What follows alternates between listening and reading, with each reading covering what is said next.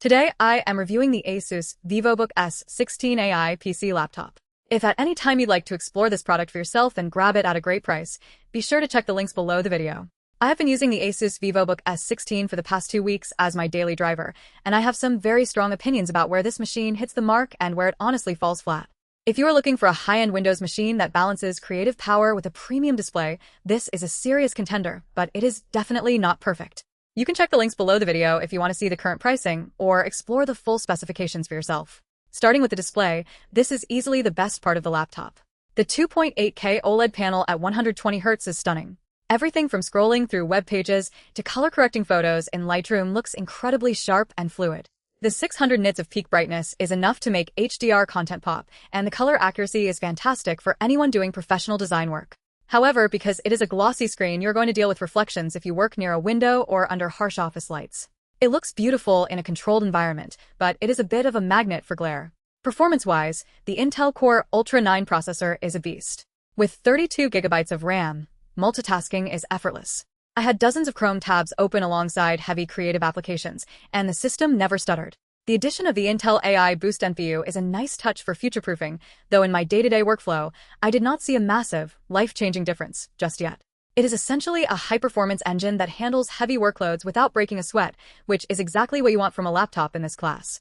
Now, let's talk about the build and the user experience, because this is where things get a bit more divisive. The chassis feels solid, but it is not quite as rigid as some of the ultra-premium aluminum body laptops on the market.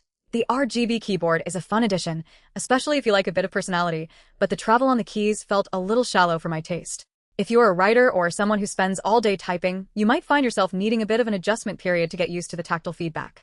The trackpad is massive and responsive, which I loved, but the palm rejection was occasionally finicky when I was typing quickly. One of the biggest disappointments for me was the battery life. When you pack an Ultra 9 processor and a high refresh rate OLED screen into a slim chassis, power consumption is always going to be an issue. I found myself reaching for the charger by mid-afternoon if I was doing anything beyond basic web browsing. If you are planning to work on the go, keep that charger close by. On the flip side, the port selection is excellent.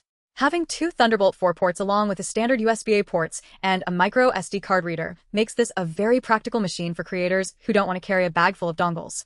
So, who is this laptop actually for? If you are a designer, a developer, or a business professional who needs a high-performance machine with a professional-grade display, you are going to love the speed and the screen quality. It is a workhorse that looks great on a desk. On the other hand, if you are a student or a traveler who prioritizes all-day battery life above raw processing power, you should probably look elsewhere. You might also want to skip this if you hate glossy screens, as the reflection can be distracting in bright rooms. Overall, the Vivobook S16 offers a lot of value for the hardware you are getting, especially considering the RAM and storage capacity.